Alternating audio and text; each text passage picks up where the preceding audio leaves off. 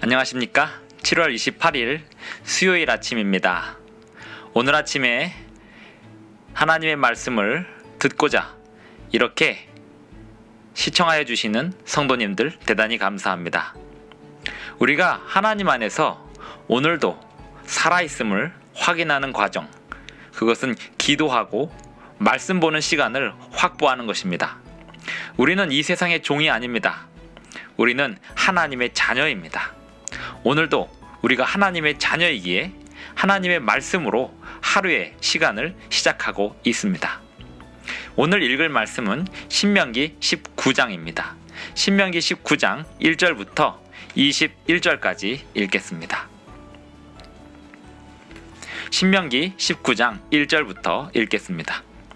내 하나님 여호와께서 이 여러 민족을 멸절하시고 내 하나님 여호와께서 그 땅을 내게 주심으로 내가 그것을 받고 그들의 성읍과 가옥에 거주할 때에 내 하나님 여호와께서 내게 기업으로 주신 땅 가운데에서 새 성읍을 너를 위하여 구별하고 내 하나님 여호와께서 내게 기업으로 주시는 땅 전체를 새 구역으로 나누어 길을 닫고 모든 살인자를 그 성읍으로 도피하게 하라.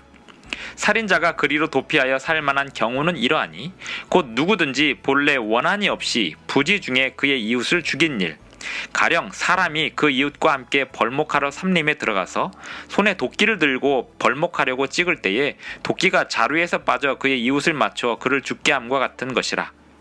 이런 사람은 그 성읍 중 하나로 도피하여 생명을 보존할 것이니라. 그 사람이 그에게 본래 원한이 없으니 죽이기에 합당하지 아니하나 두렵건대 그 피를 보복하는 자의 마음이 복수심에 불타서 살인자를 뒤쫓는데 그 가는 길이 멀면 그를 따라잡아 죽일까 하노라. 그러므로 내가 네게 명령하기를 새 성읍을 너를 위하여 구별하라 하노라. 내 하나님 여호와께서 내 조상들에게 맹세하신 대로 내 지경을 넓혀 내 조상들에게 주리라고 말씀하신 땅을 다 내게 주실 때 또 너희가 오늘 내가 너희에게 명하는 이 모든 명령을 지켜 행하여 내 하나님 여호와를 사랑하고 항상 그의 길로 행할 때에는 이 셋 외에 새 성읍을 더하여 내 하나님 여호와께서 내게 기업으로 주시는 땅에서 무죄한 피를 흘리지 말라. 이같이 하면 그의 피가 내게로 돌아가지 아니하리라.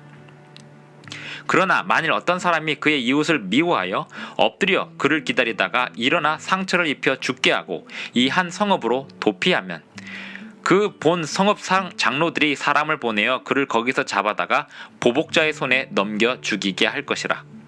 내 눈이 그를 긍휼히 여기지 말고 무죄한 피를 흘린 죄를 이스라엘에서 제하라. 그리하면 내게 복이 있으리라. 내 하나님 여호와께서 내게 주어 차지하게 하시는 땅, 곧 내 소유가 된 기업의 땅에서 조상이 정한 내 이웃의 경계표를 옮기지 말지니라.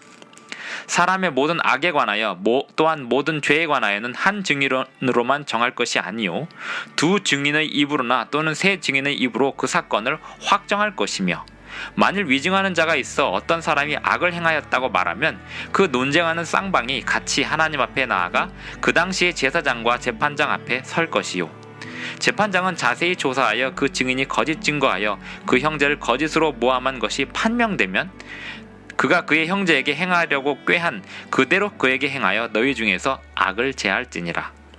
그리하면 그 남은 자들이 듣고 두려워하여 다시는 그런 악을 너희 중에서 행하지 아니하리라. 내 눈이 긍휼히 여기지 말라. 생명에는 생명으로, 눈에는 눈으로, 이에는 이로, 손에는 손으로, 발에는 발로이니라. 신명기 19장 1절부터 21절까지 읽었습니다. 신명기 19장을 읽으면 역시 민수기에서 나왔던 명령들이지만 하나님께서 이스라엘 백성들을 위하여 가나안 땅을 준비하시고 그 땅에 정착한 다음의 이야기입니다. 가나안 땅을 정복하기까지도 얼마나 많은 모험과 또 얼마나 많은 도전들이 있었는지 모릅니다. 출애굽하여서 이스라엘 백성들이 40년 동안 광야 생활을 하고 가나안 땅에 들어가는 이 모든 과정이 그 목적을 향한 여정이었습니다. 그런데 하나님께서는 가나안 땅에 도착한 이후에 그 땅에서 오래도록 지속적으로 살려면 이런 법들을 지키라라고 하면서 주신 법들이 있었습니다. 오늘 신명기 19장에서는 도피성에 관한 법, 그리고 이웃의 경계표를 옮기지 말라는 법, 그리고 재판을 공정하게 하고 억울한 사람이 누명을 쓰고 죽게 하는 일이 없도록 하라는 두세 증인의 입으로 증인을 하도록 하는 재판의 과정에 관한 법을 설명하고 있습니다. 하나님은 죄를 용납하지 않으십니다. 하나님은 죄를 그저 바라만 보시고 죄를 방관하시는 분이 아니십니다. 하나님은 분명히 죄에 대한 책임을 물으실 것입니다. 그리고 이 세상에 사는 동안에 사람의 실수로 누군가가 죽을 수도 있다는 사실을 하나님도 잘 아십니다. 죄악된 세상에서, 실수가 많은 세상에서 고의가 아닌, 본의 아닌 일로 인하여 누군가가 죽는 일들도 종종 있기 마련입니다. 그러할 때 피해 보복자가 찾아와서 보복을 하지 못하도록 도피성에 들어가서 숨어있게 하였습니다.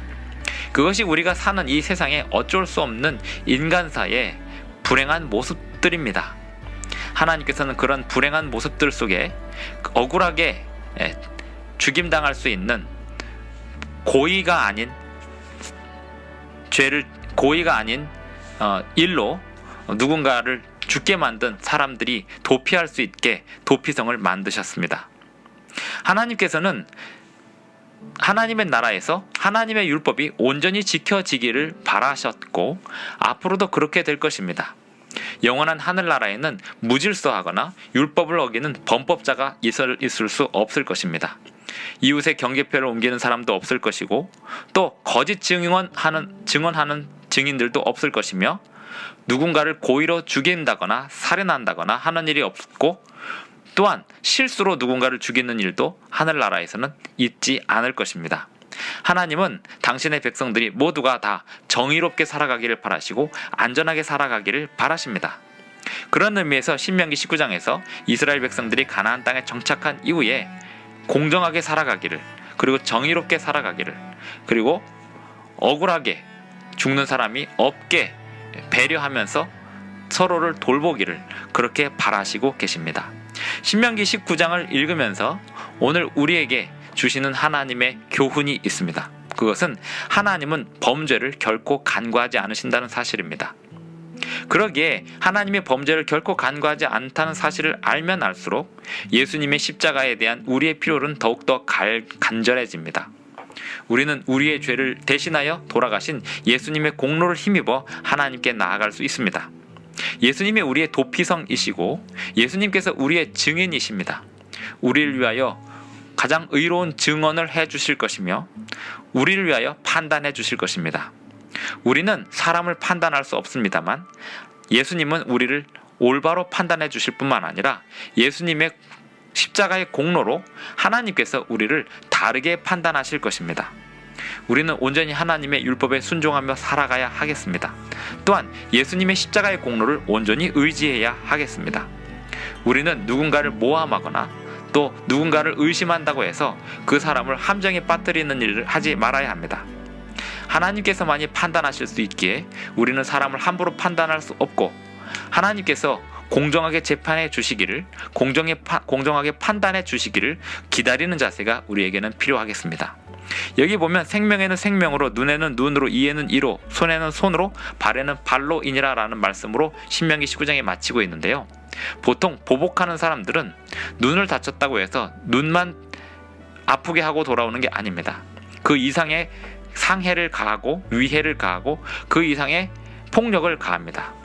그리고 그것을 돌려받은 사람은 그 돌려받은 부분에 있어서 그 원수가 점점 배가 되어서 그 돌려받는 이상으로 또 더 큰 폭력으로 안갚음을 할 수가 있습니다. 그래서 신명기 19장에는 눈에는 눈으로, 이에는 이로, 손에는 손으로, 발에는 발로이니라 이렇게 말씀하시면서 폭력의 악순환이 반복되지 않도록 막도록 하셨습니다.